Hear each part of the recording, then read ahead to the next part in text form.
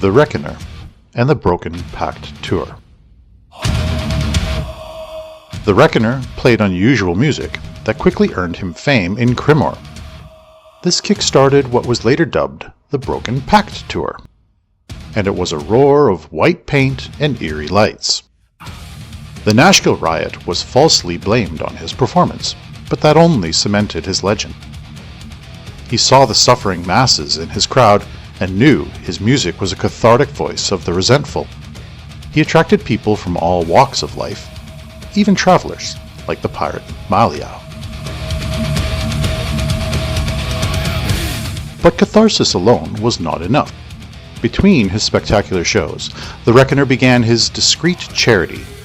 He used his profits to buy food and medicine, distributing it in the dead of the night. "My kingdom of the damned needs soldiers who can put their hands around their enemy's throat," he'd bellow, arranging for the much-needed supplies to the needy. A few, such as the dangerous courier Sarisa, understood the sincerity behind the sneer. The Shadow Thieves noticed his charity.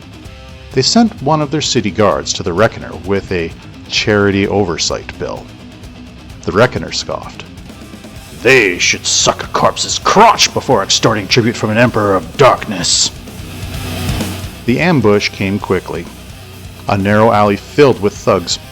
He earned his escape with magic and a sword enhanced by arcane strikes, but he suffered wounds as deep as the trouble he was now in.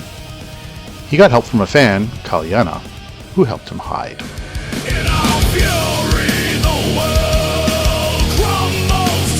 He couldn't take on the Shadow Thieves alone, so the Wrekkoner took up a contract to join the Shapers of Fate. Led by Dorian Voss, a self-proclaimed destined hero, the Shapers hoped the Wrekkoner's infamy would boost their own legend. Dorian was polished and pious, so Wrekkoner was oil to his water. The naive healer, Brother Varys, watched Wrekkoner with a terrified certainty that the bard was truly demon-cursed. Their mission? To track a missing caravan to the ends of Amn and retrieve some encrypted ledgers. It was a race against the Shadow Thieves. The Wrekkoner's spectacle helped to distract, while Kala the Rogue quietly acquired their objective. On the road, the Wrekkoner found and helped Briar, a fleeing peasant, and secured her safe passage. His outward claims of menace covered quiet acts of aid. Upon return, the Wrekkoner threw a wild concert as expected. Despite the Wrekkoner's contributions to their success, Dorian pressured the group to expel him. It's true that the Wrekkoner made Shapers of Fate famous, but his fame was wild and irreverent, and Dorian didn't want that kind of reputation. Now alone, the Wrekkoner was hunted by the Shadow Thieves.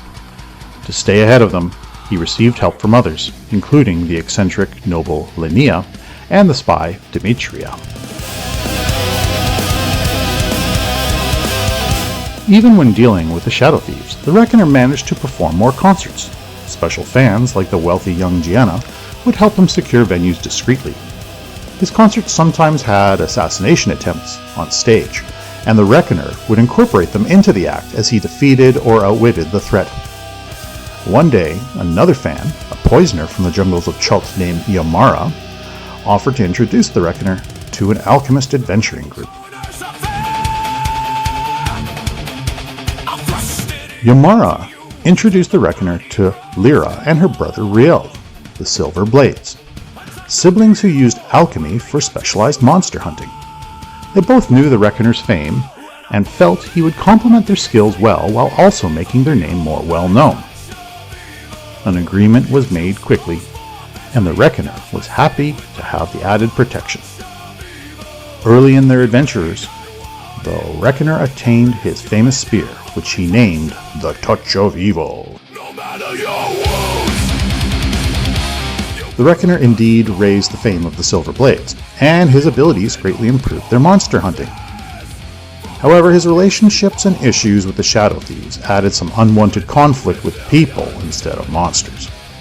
Even his fans, like Darja the Vossen Sailor and Tam the Syricist, would add complications and unexpected threats to the trio's lives. Smells so sweet. After a concert, the Wrekkoner was helping some fans. Althea was grieving her husband's loss in the war in Tethir to the south, and Sivana was doing genealogy research. A note slid under the door to his room. It was from Lyra and Riel, the Silver Blades, who decided that they had enough trouble from the Wrekkoner's wild lifestyle. He was being expelled again. The Wrekkoner knew he needed to leave Am if he wanted to be rid of the Shadow Thieves. Even then, they might follow. He needed a group that could handle his outrageous behavior and keep the Shadow Thieves away. Perhaps the war in Tethir could use his help. Whatever the case, the Broken Pact tour was at an end.